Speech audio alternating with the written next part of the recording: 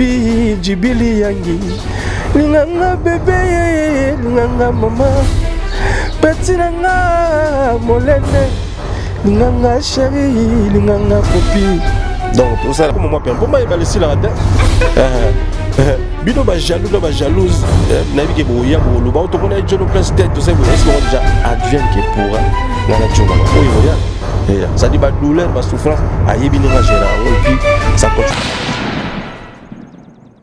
On va aller à qui tokos déjà tube d'avance c'est demandé déjà, ça va? Bah tube d'avance c'est déjà tout ça le message et puis nani na likolo donc ça dure mboka déjà et ça déjà il y a aussi maman Timbo Yembi texte de invité vous m'avez dit que bon on est là biso de interprétation là et sinon et puis batumsu va critiquer na kati wana ba moni komba rien na derrière na boya bon biso de ça ba king to biso ba là ba comparateur de ces ba to carré malade là. Non, on n'a jamais dit ça. Donc, il y a une question, il y a une réponse, il y a une sous.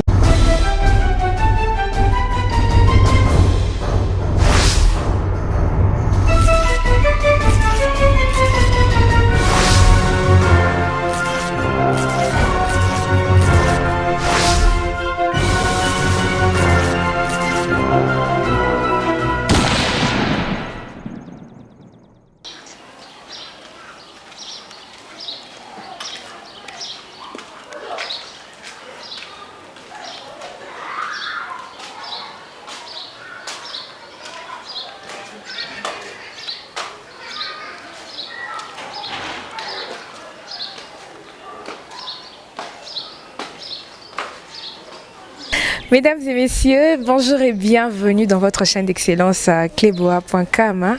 Je tiens avant tout à vous remercier de vous abonner, de commenter et surtout de ne jamais oublier de liker toutes nos vidéos. Merci à tous nos abonnés. Grand merci à celui qui est derrière la caméra, Nanta Tungi Tungi. Grand merci également à My Lady Boss Pichu Mongaya. Pourquoi pas à Tonton Bandalom invisible de la nation. Grand merci à toutes les personnes qui se donnent le plaisir de aimer, commenter. Surtout, n'oubliez pas de liker toutes nos vidéos et merci pour vos partages. Voilà, mesdames et messieurs, comme vous l'avez bien constaté, je ne serai pas seule aujourd'hui.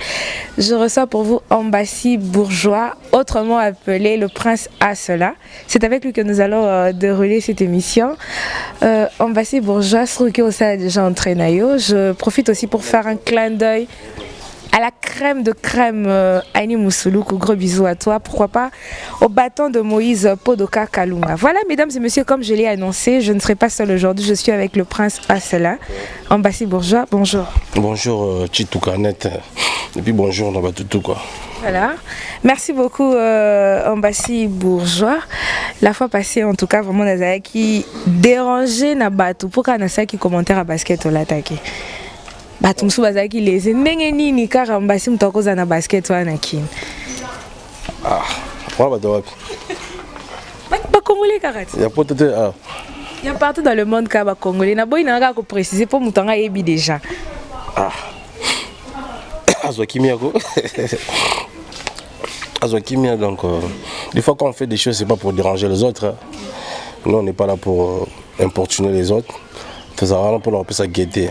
Je pense que c'est le solo moins catch continue le solo c'est qui tout ça le solo moins oui tout créer une ambiance comme ça jusqu'à là on a ça c'est le uniquement on t'a parlé donc c'est pas la terre qui tombe sur la mali puto qui est en fait on va tomber sur la modèle là mais pas plus tout ça bah oh bah ni tout va passer à biso va vers ça bah ni non on a ça la modèle iniquité mais il a juste pour nous. Voilà, mais effectivement, peut être quand même poteau. Donc, c'est-à-dire, Baketch Moussou, la business de musique. Là, tu as la musique, Baketch Moussou, la maille, parce que tu as besoin de effectivement, parce que même ta pote peut se faire ketch na cher, avant de se faire la tanane. Oui, soit intéressé, on a été libanga, bossa compensation. Mais tu as quand même pote, tu as une exclusivité, tu as que bande Moussou, il y a besoin de musique, quoi. Parce que on a bon. Et après, on diminue tout des fois pour la musique galérer. Ouais.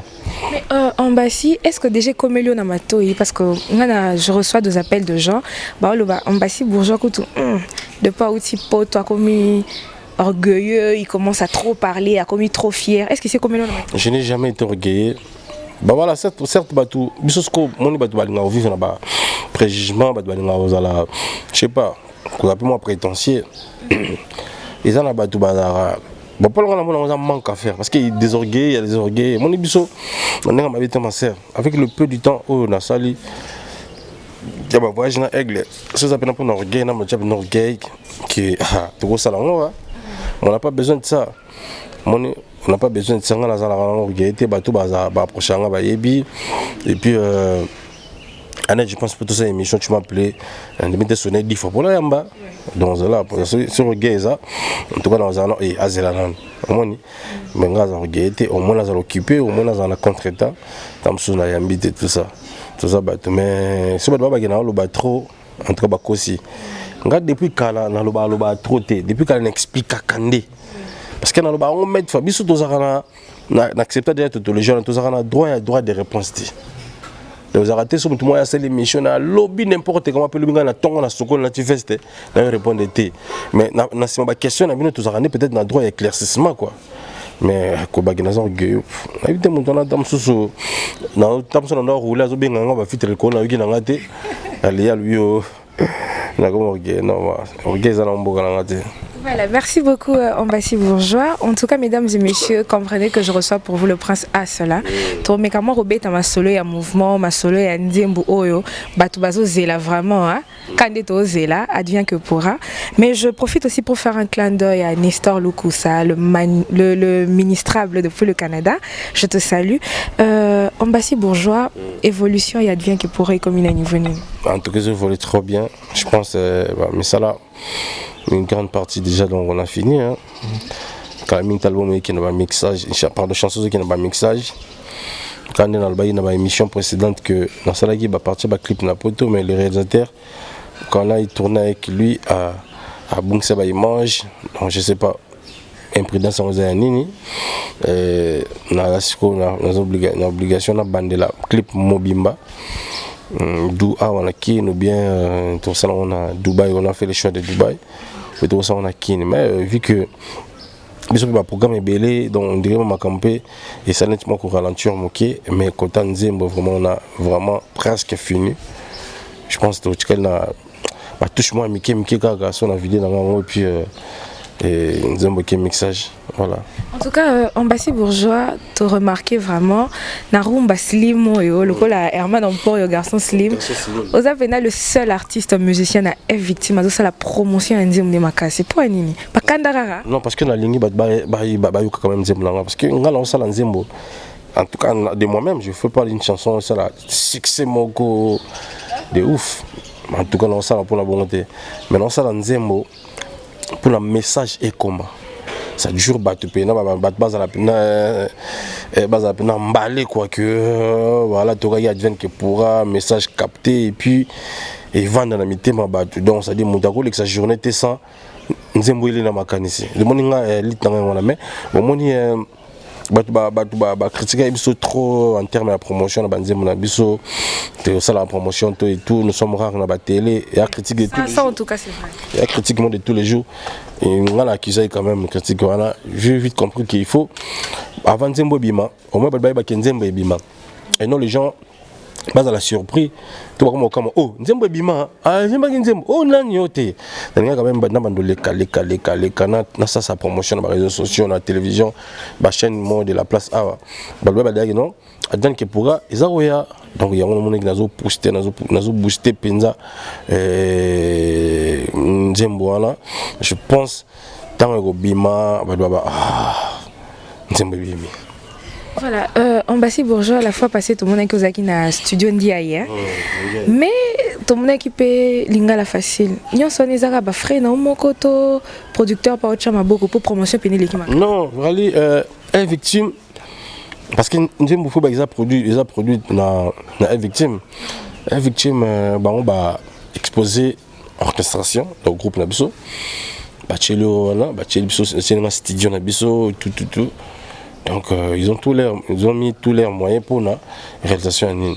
Bon, moi quand on explique la perfection, parce que studio en tout cas surtout assurés, vraiment dans la condition parce que l'album le la contrôle où ils ont un succès actuellement tu réalises qu'il y a un coup na studio a penza na banini mais au moins il a ça il a dit ah nous il faut appeler ça on vient dans JP Kiss à mixant parce que tous les gens des fois mon nzembo qui poto ba mixer na bato ba yebi guna oti c'est vrai que baza mixer ba sali ba tinde lo yoki osali écoute mais présence à mutu na mixer ça là toujours na moi ni mo bon na mone bon pour la vie déjà ça la mbalé na goût et loko na lingi na bon suite il y a chanson na ça là on ndiaye bon après quand on a côté enregistrement donc on a commencé qu'on a longue déjà na tâche avec victime donc on ça makambo on a ligné ça là donc on est tali sur victimité victime il y a à pêcher d'abord disposition makambo tout à la carte PC produit et à bimisa donc on a qu'un ça dit na sauter déjà étape sous et à l'inga la facile à tout oui quand on va propre moyen parce que je voulais quand même messager à la capter parce que victime ngazana so nzembo bimi opesi nzembo yi abimisi nzembo atinja na télévision apesa mbongo ya ba déjà il faut ba apesa mbongo ya clip va apesa mbongo clip et puis aussi ces clip puis bon produit bon ba apesa ba fond ya promotion donc nzembo bimba apesa na télévision après la suite c'est moi on a déjà déjà accompagner démarche victime que ça la promotion mais ngamo pe nazana bango de père donc to tambola bon voilà Ambassi Bourgeois pour faire vraiment plaisir à tes fans bah mourir ya bonne musique pour bazolanda biso ah bah je suis bakangi dia bon morceau oui na ba receveur mais on les ramène oh quelqu'un pour message capté bah je battre la TV bah yoki quand même en tout cas à quelquefois je suis fier de moi quoi bah tu maintenant un message comme donc ça dit on a biso ça dit to copier fali pour pas bena ndenga bon to tcha en tout cas moi goutte d'eau dans la bouche pour te linker badba advienne que pourra te donner Kishiko advienne que pourra toi et moi linganga odilo mampuya amour amado follow nandi mi chérie atayali tabisi j'en vais bébé ataya kokosa je meurs d'envie linganga bébé linganga linganga mo linganga ye linganga ma linganga chérie linganga ye linganga nene linganga ni musuluku chouchou eradi lady eradi linganga dia donné linganga maman voilà quoi voilà merci beaucoup Ambassi Bourgeois linganga ni musuluku la crème de crème la salé ça dit au moni tous on la rumba slim quand on bien début ça dit je fais pas une chanson bon non faut te 30 jours 20 jours non ça ben nzembo so mta okika joie liboso akizo posa yoka lisusu ayoka lisusu après tam suna 4 ans faille pas moyemba linganga nete chituka linganga yamane ampoyo linganga jibili yangi linganga bébé linganga mama petinanga molende linganga chérie linganga popi donc tout ça la peine nzemo parce que on ils ont ba bolingo ça dit ça un système comme na kin ba te ba perdre nango ndambu kamba gagner nango ça dure moni bah surtout ba so ba mbongo moi sika éducation mtazuma mbongo moi sika ata ça dans la mer na parler mais au sentir on dit ba bendé solo mo ba régler cerveau na ndenge mo donc ça dit tala comme dans ba car donc il faut le monde va vient ngulu akapela comme qu'il y a ce ngulu na opoeta donc il y a ce ngulu va te na kapela bide ya kapela la tonyo ango ngeli longo tamsuna na resto parce que ta casino voilà étudier dernièrement et cher mon restaurant pardon donc mon ça dire siko et comme quoi kozo ya mutu to lingi jomo alinga kayo mais ça peine besoin zo mon pépé Asa a besoin de bouger moi Mukelo bata l'ennemi de la pauvreté de la pauvreté, gérer tant c'est l'architecte. Donc tout le monde asa a besoin de mon pépé. Ce qu'on pépé voilà et comme quoi affecter bolingo. Ça dit bah devoir toi ce que ça n'a. Mais au fond de la parole, on va tirer photo WhatsApp et comment. Dans la photo, Jonas Obina, na femme Motamsuna et pas DJ Rissel et Nes Club. Quand je suis bien pour la soirée, il n'y a rien à Kati. Parce que je place aux Anna et pêche en vraiment au père de l'Obina Siliki, mais personne n'a pas la côte sur Kanga Bilo Kenda, tu personne à Cabo Zo, Baniba désordre. Maman comme rebelle, ok, mon père a Kenaï. Soit tu ok, soit tu père a Kei. Ça dit, bon, BBC, et logo botonga pendant bamboule belé, et baby can n'engwana. Il y a un système, ce qu'on a dit, le logo Zarum Basilim, des serres sur quoi ici, bateau, habité, non, John Angaza Makambo, John Angaza Pena, Mobali. Donnez un alinga lingate, à Tchatan, obligé. À PDT quand même. Alors ça là bon. Donc ce que bino ba jaloux. Comment on a permis hein? Comme moi permis. Pour moi il va laisser la rate. Bino ba jaloux, ba jalouse. Na bi ke bo ya bo lo ba to mona jono place tête tout ça bo ya c'est déjà advienne que pourra ngana jona. Oui ya. Ça dit bah douleur, bah souffrance, aïebi n'enga gérer et puis ça continue comme ça. Ça dit ils ont le cas de révolter quand bah tu connais non, er mo be faut kanga matoyi, er mo faut équiper peneza là quoi, advient que pourrait donc ça bah ils sont que non, ambassy wala kutu. Azayo mobile nani, oui effectivement zalaki, soit comment nga. Donc il faut comment un niveau comment il balait là comment il balait vidaté donc so ok on va te baguer 20 tonneaux na balai tout kamai comme tu as capacité pas au final on te ba ozoka ba on besoin donc ça dans la journée yo bo vendre bien oki ka go journée coach na hôtel mo bon on encourager tes maisons solo jo coach na hôtel mo côté ya Willery il va réaliser comment il balait partout na bima voilà quoi. Voilà, merci beaucoup Ambassi Bourgeois. Podoka Kalunga, le bâton de Moïse qui est Ambassi le bima et balé et s'il a raté voilà Ambassi Bourgeois Tobé tapé moi li solo il y a le 18 et ça sortie officielle il y a Tokos 2 Moral les années innocents il y a mouvement en tout cas Moral il y a qui Tokos déjà tube d'avance c'est bien déjà ça va. Tube d'avance c'est bien déjà tout ça un message et puis l'écolo donc ça dure mboka déjà et ça déjà il y a aussi maman déjà le 18 ou ça dit tout le monde a coupe malamour ça dit Moral il y a qui Tokos parce que mon biso il y a système quand tu sors un tube tu cales des dates quoi donc c'est bimi au calé ba date bani maman voyager tu vois maman tambola tu vois un peu donc nous c'est comme ça mais Ambassi Bourgeois toi qui moi ba track ba lobby na kati ya même album Tokos 2 et ça na 4 ba featuring et ça là on avait 4 artistes musiciens Tomoni Naza Nino Mat Poko Rana Dadjo mais est-ce que bino pe ba musicien F Victime Boyembi t'es biso to invita mais ba bi da album on est là biso de interprétation mais sinon oui bah tu me fais critiquer na kati on a ba moni komba Rihanna te Rihanna boyemba bon biso de ça ba to king to biso ba lan ba compagnateur de ça ba to Rihanna nous on n'a jamais dit ça donc bino mo na ba question bino mo bozu ba réponse bino mo bozu ba sous réponse na vitesse bosane nous on n'a jamais parlé que fallait pour Rihanna to beta non juste cas rumeur to beta on te ça dit moni c'est moni tu vois na ngaboy tu comme avec le prince ça dit ceux qui appellent que non faut avoir vrai source pénale ba very en tout cas on dit ngala ko za na moi 80% à mon makambo solo il y a patron là mais ça li bien peningo éclaircir bateau parce que na kin pe bandaka rumeur après 2-3 ans tout le monde peut featuring na Rihanna non c'est pas aussi mauvais fallait pas passer la featuring na Rihanna JBL dans notre solo c'est pas aussi mauvais fallait pas passer la featuring na Rihanna et ça m'a bêté et puis vous savez quand les gens quand on parle de featuring en tout cas les gens bah comment comprendre qu'ils a bien parce qu'avant c'était bien ça la featuring était bien ça boy les gens comprendre les a bien et mais je vous dirais une chose l'album est belé ce qui est bimate l'album va commencer à tokos 3 ba tokos 20 on a une chose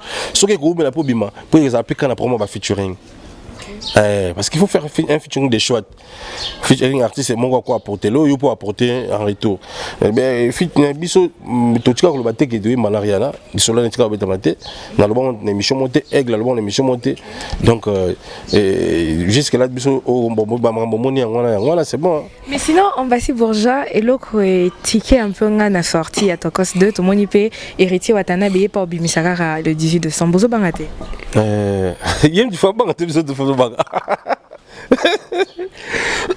excusez. Non, logiquement, il me fait banga. Oui, pourquoi il faut banga? Non, parce que moi, je pense. Ouais, t'as ça. Deuxième album, là, on voit un peu. Il fallait pour passer son 6e, je pense. Le 6e ou 5e album de Droit Chemin, Arsenal, Power, Tacos, hein, Contrôle, Tacos D. 6e album. Nous avons une expérience, il y a carrière, une expérience, il y a album. Et donc ça dit ça, nous au sala. Et puis les 6 albums, les 5 albums, ce sont des albums en succès. Nous sommes un jour, une fois au Bangapo. Ah, Joe déjà, ils ont ma cambonaï. Fallait pour pas t'imbécile. Héritier Watanabe, Montonatembo. Non, c'est pas de problème. C'est encore un slogan. C'est bien, c'est encouragé. On a félicité, écoute, parce qu'il y a pour une vraie date. Ça dit, ça peut lui rapporter des bonheurs. Donc, tant que date, les 18 date moins sacré. Mais quand on est le bas, il y a vraiment date moins sacré. N'hésitez puis surtout parce que Mikolo on peut dans 10 jours, les 18 ans on peut comment. Tout le monde fait rigolo la paix à lancer. Chance n'est ça que l'album on s'aboué. Malgré aigle ça aigle mais ça boué. Ça dit ça. Bah côté biso de ma baliputa bah canne sucré puis ça côté bah Ticola liga la dagali world donc ça dit ça ouvert musique ouverte biso bien musique world et ça ba tout bon ba la question ba réponse na bon biso jamais te les gars te bio faut penser à l'album world na peut-être am so ba master ngam so ba mission qu'est-ce na biso ba bossa na tom sur émission ba lo ba bon ngas ko la captiva rapide na makam aigle lo ba nous on fait une musique ouverte soit ba musique urbaine. Comment on dit musique moko tout à quoi s'en procurer on va jamais rôle parce que musique ils ont comme rôle étant traverser la frontière donc voilà. Mais Ambassy Bourgeon a zongeli so date il y a le 18 quand on sur le apparemment et sa date mon sacré parce que tout le monde même faire rigolo la paix à Obimi s'appelle le 18 hein mais ce qu'il y a hier ça beaucoup quel loco le 18 quand il y a décembre le 18 décembre c'est bon c'est bon. Bon, moi, Nzela, tout faut que mon passola zala quoi. Nzela, tout doit les gars, faut qu'il y ait mon passoli. Donc, mon fond Nzela zala kagat. Donc, aigle, ça quoi, ça fond le 18.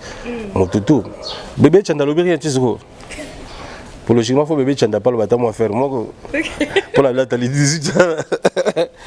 Ou bien, frère, dans la ligne, nani. Pour la moelle, kebele, il y a l'obéi. Donc, le président Facha date les 18 ans, on va faire. Bon, donc, on a évité les 18 ans, on dit comment faire quoi. Non, sinon, un pays, normalement, toujours un pays de plus de 60 millions d'habitants, tout ça a la falité. Et puis, date, tu vois, on a un calendrier, ça a falité quand même. Donc, bien qu'il fallait avoir une date, on a un calendrier, mais la date a falité. Certes, à l'époque, on a le baquet, en tout cas, les 18. Après, on a on peut bailler. Je ne sais pas le 18, mais bon, il y a de la place pour tout le monde. Hein. Mais pour mes agas, les 18, pour mes agas, tu as vu, écoute, on a dit, aussi de sauter, on va vivre parce qu'on a gagné. On le sauter parce qu'il y a même des musiciens qui sont venus après, bête après les cabines, au moins, le bélan, ils étaient. Vous traînez dans ces gens-là, tout le monde est vite fait, parce que les lots, on a dit, on a landé là, on a pour la réponse. Parce que ça, on a bête comparaison, ça va bien pour la force, ça va musicien, ou ça va bête ou pousser, parce que certes, bien sûr, ça la macamouté pour battre ça là, mais tout ça va vivre. Mais fallait pour passer le seul artiste congolais qui a fait plus de vie que tous les artistes congolais. Non, il n'y a pas que Fali Poupa. Il y a Inos Afrobeat. La bande de sous. C'est l'artiste congolais qui a fait plus de vues que l'artiste au Congo. Donc ça dit ce qui au sali feature na moto. Et ça na YouTube à moto. C'est pas toi. Ça c'est pas toi. On ne doit pas voiler les faces. C'est pas toi. Ça c'est le même tube, ça se trouve même dans YouTube congolais, mais ça a même fêté. Ceux qui ont gagné plus de vues dans YouTube, c'est pas toi. Et puis, il faut quand tu fais plus de vues, biso to pouvoir assurer que tu bêta trop. Et puis, c'est l'artiste le plus streamé. Donc, à pouvoir millions dans YouTube. So, ça dit 300 millions de vues. Attends la journée, moko. So, na streaming, na gagné. Tu ne vois pas comment tu dois devenir riche. donc biloko wana faut total yango donc ça dit so besoin le bondo ça bako parce que moni le terrain na linga pena ko vendre nango trop te mais elle moi ça commence à commence à être moi désordre quoi parce que surtout que il y a tout quand même question nango ozomona donc voilà évoluons quoi. Tolandi pe Bercy Moana à lobby dans notre pays. Ok, c'est bon. C'est bon. Bah tu peux bah coquer, kako vérifier ça c'est pas un. Écoute, attends bah tu balanda biso na ba commentaire. Ça dure bah sur YouTube il y a artistes congolais. Je parle pas des collaborateurs artistes kingana. Bah sur YouTube na artistes congolais. Na pour exemple. Le patron na biso na quoi d'adjou exemple. Bah ça n'a pas nombre de pas même nombre de d'abonnés sur Instagram. Photo fallait pour pas coacher. Quand tu as de la fallait du patron dans trop parce qu'il y a plus d'abonnés dans les exemples d'Instagram et vous allez même effet. Maintenant ce que tu y a si quoi on a des détails à solo au moins ils allent c'est pareil tant que ça va débat dans football équilibré parce que comment on va le ah fallait pour pas sali 1 million à 3 jours tout moi sali 1 million dans jour mort attention bah toi là tout là fallait pas teka ko les gars sauf mon tout le monde bah toi tout pour comparaison les lois fallait pas vendre ateka ko leka bango bakende ba vérifier si koyo ba on a qu'il fallait pour bazwa des singles d'or certifiés par Snap single d'or ngola ça single d'or moko faut teka plus de 10 millions de téléchargements ce que bateau tout on a ça là 100 millions de vues ou comment comparer pour l'on a fallu ba ndeko na biso na o so bozu beaucoup so ba sangana artiste mo boyena comparaison na fallu ba vérifier mboka ni bazwa ta certifié bango ta single d'or moko quand en France te mboka ni na monde ba tu na commentaire ezade ça dit au monde que oh jaja mona na jaja ba certifié on en France na ba Italie ça parce que était kami au monde dit Jérusalem ni ba certifié on a plus de 15 pays. Ils ont signé dans plus de 15 000 parce que les gens ont acheté la chanson. Vous comprenez? Mais quand pourquoi vous faites c'est le succès avec millions de vies, vous certifiez la structure morotée qui est beaucoup. Exacté. Vous allez voir qu'il y a un sonné qui fallait pour la grand maman dans le bas on va tout belé ba ignorer on va le bangoти. Parce qu'on a le bien parce que mon iba ba biso ka kipa bona désactiver moi ka kipa na le bien. Ba grand po te bo commentaire bo finga kana. Boy sanga ba artiste na bino wana banzemu na bango ou ils ont ba single oza certifié na Snap ya mboka moko en Afrique to en Europe to na Amérique. Bon mon ezate. Ba David ba sala ba la vala you ba certifié aux États-Unis ba ça était comment. On ne doit pas se fixer quand on a YouTube, aux danger, tout ça. Il faut pas que tu aies l'école, YouTube, quand Spotify n'a pas niveau comme donc voilà. Voilà, merci beaucoup Ambassi. Tolandi Malobaya Bercy Moana. À l'obby, na Kinshasa, fallait pour passer le seul musicien qui fait la musique repassée. Le reste, bah ça la musique froissée. À quoi si toi, a raison. En tout cas, je respecte ses propos quoi. Quand il y a des gens qui comprennent des choses, il faut l'encourager. En tout cas, Bercy, moi là. Écoute, la musique chiffonnée. Le reste, c'est la musique chiffonnée. Chiffonnée, voilà. Parce que mon place à Yessi quoi, comprendre. Pour ça, là, c'est très fort dans la vie. En tout cas, ils ont ma propos on a respecté ma propos Bercy, moi là. Donc, il y a pas de couleur la gazole, on a la musique est repassée. En tout cas, nous avons couru sur le côté là, on a dit sur ta groupe électrogène, on repasse la musique, bien. Mais c'est la musique repassée par là. Hein? Musique repassée pèse à la. Non, il y a aussi comme on est l'encouragement l'artiste là comme à Bercy. La musique, il est facile de copier, mais il est difficile de créer. Le gars, il a créé son style, musique est repassée. Il a créé l'univers. Voilà, ce sont des valeurs, il faut biso applaudir. Il a créé l'univers, musique est repassée. Au monde tu biso le logo. Bah tu même la télévision mais quand ils sont avec leurs femmes, leurs amis, bah tacos. On n'a pas politicien, on n'a pas politicien, on n'a pas tocos. L'univers a fallu parce que la musique, ça reste pas seulement avec la voix. La musique, c'est l'ensemble de beaucoup de choses. Il faut un style, il faut un langage, tout ça, ça marche. Mais si moi, chérie, non, j'étais, c'est le tocos. Il faut comprendre, c'est du failli. Voilà, ça dit musique, il faut être dans le langage, être dans le style, être dans la voix, tout. Mais il y a un moment où tu vas te parce que la musique, la musique, dans la voix, dans le quai, tout. Il y a un moment où tu vas zoiter. Oui. Bah tu veux le cas bazoa tu vas le chèque au bino bah tu as bien qui na kuti langage ba benga nini bah tu bazoa kate ah le kilo susu te kisa on comme on mon swamba bon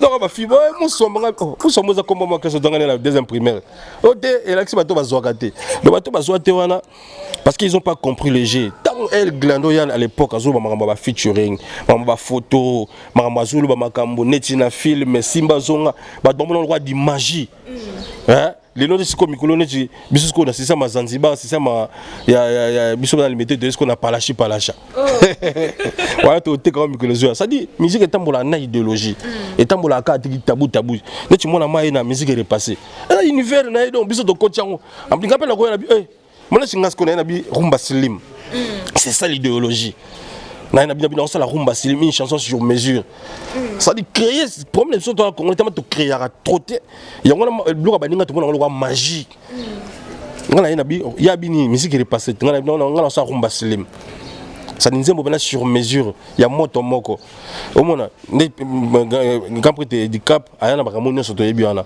donc quand prêter Bercy moi na libanga yo en tout cas on trouve repasser dans la musique pour former libanga mais on a bien ce qu'a couru tes frères le gars numéro n'était pas un poro ngala au peso attaque faire makala on repasser.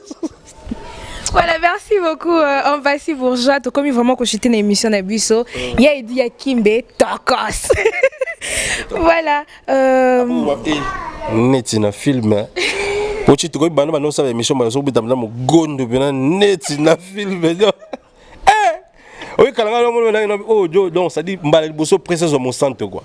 Ah bon? Nga kala yi bon. Dans tel gonda le. Dans tel gonda bi na netina film. Sentiment relax c'est ça là un peu moins bien. Na netina film. Est-ce que relax na mgolo mbule beti boy. Netina film.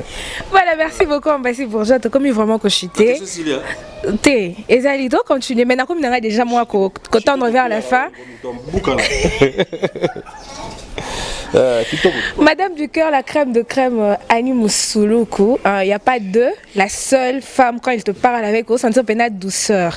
Une dame n'a voix bébé pena Annie Moussouloukou, la crème de crème. Annie Moussouloukou, moni yotamso yoka kikaka. Comme ça, on a une belle vidéo. Moi, ce qu'on a mon ébot. T'es au monde à traité, c'est ma soeur. C'est ta soeur, hein? Ah, on a battu le ça.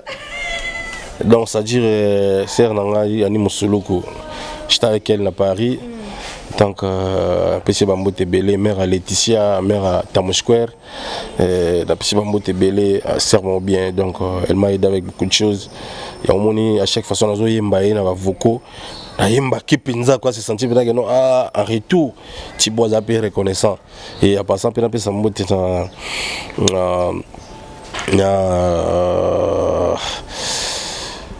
Yves d'or beauté d'argent, donc joyeux anniversaire à ta femme, Mami Chobukasa, donc je te salue frère. Et puis Gérard de Canton, donc continue comme ça. Voilà, merci. Joyeux anniversaire à mon frère, mon neveu, mon déco, RJ Mboyo, les camères, RJ, hein, profite au max quoi. Voilà, merci beaucoup Ambassi Bourgeois. Podoka Kalunga, le bâton de Moïse. Nestor Lukusa, le ministrable depuis le Canada. Salutations à toi. Tu comme vraiment cochité Kanina Lobaki. Ambassi Bourgeois, besoin de la production moi en Côte d'Ivoire. C'est pourquoi? Mon côté, production en Côte d'Ivoire. 4 productions, 4 dates. C'est belé, hein? Mais est-ce qu'on a là? Bon, il y a des gens gagnants dans le Maramana pour tout la question des vidates. Hermano, ça va sous. Dans ce Hermano, mais on a dit jeunesse la question mon des news au tika là tika. C'est bon, chaque chose à son temps. On a gagné non. On a non ça tout le monde la musique. Au groupe on a voyager, c'est bon parce que tant que tu fais bien ton travail, mais ils ont ça auto, ça surtout quand même beaucoup. Il faut toujours continuer à bosser. Il faut continuer à bosser donc il faut vraiment continuer à bosser. Moi même album Bimi, album bosser ne tokos 1. Tu comment ba rappeur on a alors rappé alors que j'ai pour te trouver de minuit à minuit je pense à MHD mais tout Nino pas répondre à rapper pe na ndenge do faut quand soit Nino Licolo papa est fatigué millions d'euros c'est le boulot alingi ngai na lingi soldat à ses mères alliés faut la monter manayo mona la vie en vrai donc ça dit nazo ebisa toujours ça dit tout ça bis peut-être on a université moko na ebité quoi bloc tout faut tout comme la mesure ça là comme la mesure il y a reproduire on a la scène il y a un de quoi assurer peu ma place na biso kana voyage c'est-à-dire qu'on voyage à yo il faut toujours travailler parce que après les kings ont la besoin belé des gens besoin de répondre na oyo exigence na au public et au CP là donc tout en Côte d'Ivoire effectivement na la seconde du message vous avez vraiment tourné à Moulaye, vous avez prévu pour les mois de novembre, le mois de février. Mais bon, au moins par rapport à Covid ou Corona, le pays belé et désisté. Le pays est belé vraiment et désisté. Parce que Angola, tu as dit, maman na concert, mais dans Angola, banda bakota confinement, nous avons dit en France, style là. Donc, il faut être en Zambie, en Cameroun, quand il y a des jours, on peut désister. Alors, le pays va désister de la Côte d'Ivoire. Donc, on a 4 concerts en Côte d'Ivoire. On va commencer le 26. On va le 26. Je pense que on va le 30. On va le 31. Donc, on dit que le 26. Il y a 4 concerts le 26, le 28, le 30, le 31, je pense. Donc, on va boire. Donc, mais pour le public à Kin, je pense que nous avons une référence, mais ça date qui est au bêta de sous-souté en décembre à Kin. Mais il y a une date vraiment pour la mélomane à Kin, mais il y a serré pour que je sais qu'il y a comme un problème. Le 24 revient à Noël, tu as la Rotana. Tu as la Rotana, donc tout Bayan à Rotana. Pas ces arabes, parce que Rotana, l'espace est compliqué. À chaque fois tu as un guichet fermé et puis tout ça là sold out et comment que na ba kicho ba vendre ba mission investir vous obligé de payer ça ba client parce que place les autres cocaté alors ba ça la kandi ba ça la raton tu dans la Rotana ils appellent la numéro parce que quand même publicité ba na défilé ba ben la numéro na aux affections na seul ba qui na conciergerie à Rotana déjà ba nous a excuse moi information le 24 est tombé dans mais tu as un concert déjà dans bagage parce qu'il vole la biche le 25 dans 8 9h 7h 8h comme ça donc le tout ça net tombé dans là mon tam tabi na gifunda na dès que concert aussi la destination à l'aéroport donc je pense pas que tu vas trouver la voiture dans concert là so boya na vraiment za pour moi parce qu'il y aura un bus oui même sur à l'aéroport pour tout kenda Abidjan et tombé les 26 ans on a parlé de la congrès, parlé de la culture je pense. Et ça dit qu'on se place on a déjà ils ont 5e ou 6e fois que bêta. Ça dit tout la gang le roi comme sous donc ivoirien tout aux oya le bino tisiko bolin quand même masanga ezala toujours c'est sanga na bino quoi. Merci beaucoup Ambassi Bourgeois. Mesdames et messieurs, nous sommes pratiquement arrivés à la fin. Ambassi Bourgeois, dédicace na mot de la fin pour te conclure l'émission. En tout cas, mot de la fin Zara que Nabi Kabadouaz est la Diane qui est ma chanson. Et les 18 ils ont la sortie à Tokos 2. Je pense qu'ils ont la pinza pour nanga à mon choix dans le coup tout album nzé mon mané oh. Non même si la victime me propose en tout cas je vais pas accepter parce que donc on est alors là vélo là très bas l'accident donc il a évité de vélo ils sort non ils a nini donc ba vélo nyos ils ont manzela mon train bino mo calculer ba sort na bino donc et va base la donne qui pourrait peut-être pour l'année prochaine et mais tout a été déjà fait nzembo to dédié une vie na biso Dieu donné qui chico le président Dieu donné qui chico très social donc on a évité en tout cas la carrière na ngaso na kuma ba président se disent en tout cas na habité ko na beta sous matolote en tout cas na beta sous donc papa matalatala vient na papa matata les boss na pc moté papa matalatala les miroirs na président de Ngishiko le son na ba 10 na beta sous matolote bagisa Rodrigue Matin pour na belle de la joie na beta sous matolote quoi donc bambote yakaka bon séjour au pays dans les bitivores Oscar Marito donc et puis merveille déjà parce que tout le monde dans la bonne année hein. Merveille dans le meneur dans les airs Jonathan Boling Jonathan na Zadio Kazadi depuis Maroc hein, Francis Zadio Kazadi na fan sa ming vient dans Dilom Ampouya na Belgique et na pesi mbote na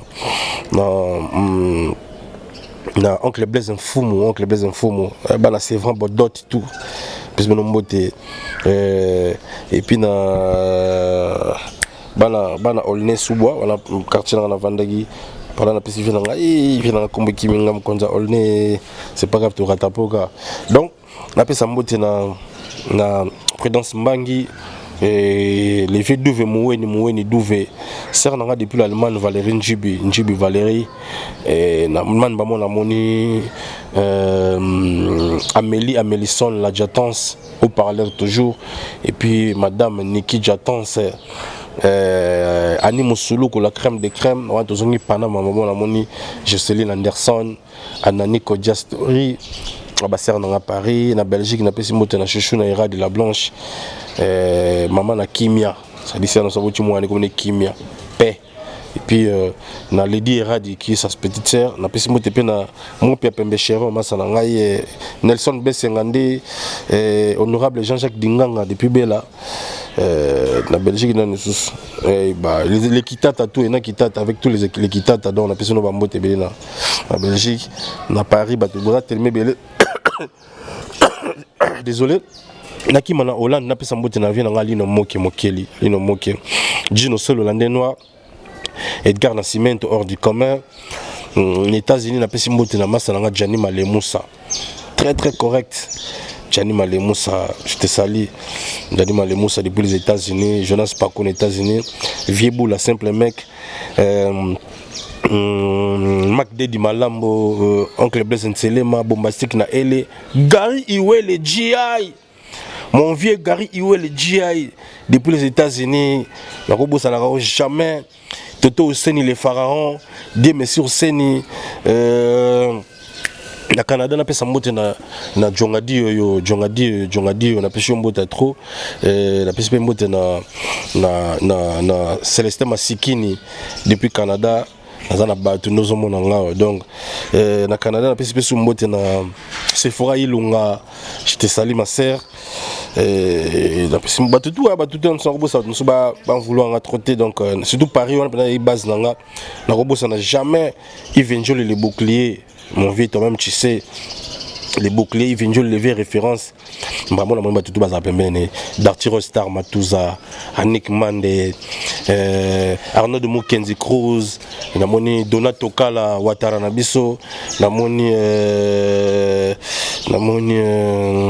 Christian Bokechu, Namoni on a tout le coup dans le terrain framboisé, on a bureau tout, je pense, même Soukoumé Koki, mais toujours ensemble, sans oublier Bof National, Blaise Kenda, vient dans un cap Bob et Salo, on a dans mon thème. Voilà, merci beaucoup Ambassi Bourgeois. Tania Matadika, Madame la bancaire, hein? Gros bisous à toi. Grand merci à Yaidi Akimbe, Tankos, Yaya Malek, Yaya Malam, Yaidi Akimbe. Pourquoi pas à toi, Ange Akimbe, je te salue aussi. Merci pour l'appel, merci pour le souhait d'anniversaire en retard, mais aime bien quand même parce que vous a parlé. Grand merci à toi, Herman Emporio. Ouais, c'était pour le 27 novembre. Passé. Ouais. Ah, là, il va être. Voilà, merci beaucoup. Moi, oh là là. Joyeux anniversaire. Merci beaucoup, Ambassi Bourgeois. Grand merci à le bâton de Moïse Podoka Kalunga, le ministrable, oh là là, le ministrable Nestor Lukusa depuis les États-Unis. Salutations à toi. Grand merci à tous nos abonnés de Cléboa.com. Nous sommes arrivés à la fin. Maman Germaine Adjamaï, je te salue. Patricia Luzolo, gros bisous à toi aussi. Grand merci à tous nos abonnés. Restez branchés sur Cléboa.com. Bonne série de programme. Donc, et M. Sili. Ah, t'as continué? Mais ok, non, il y a. Non, c'est Sili, sans pourtant tout saluer, Boss Lady, Pichou Mangaya. La dame advienne qui pourra, ça demande d'aller Liban, elle advienne qui pourrait aller ensemble battre quoi. Boss Lady, Pichou Mangaya. Parce que Moni n'a pas tout le temps là, et puis là, bien. Ah, c'est vraiment compliqué. Mais on sentit que non, Pichou Mangaya. Boss Lady, en tout cas. Merci. Attends, quand on va Patrick Fambi vient dans Patrick Fambi leader. Garanti Junior Kossi, des patrons de HP Business, Junior Kossi Junior. Bato bakabela bambongo pe na sa di ba pesi mbongo quoi. Et puis c'est le Omukuna, Grand Prix de Diogo c'est le Omukuna, pesi mbongo. Jine Molengi. Pesi na mbote na mère. Bakutu Vanessa Kitagos Voilà, merci beaucoup à Maïlé Dibos Pichou Mangaya, tonton Banalom Invisible, merci beaucoup. Grand merci à tous nos abonnés, restez branchés sur cleboa.com, je vous embrasse. Merci beaucoup à toi, Nantes Tungi Tungi, merci à Steve, merci beaucoup, restez branchés, on se retrouve au prochain numéro, bye bye.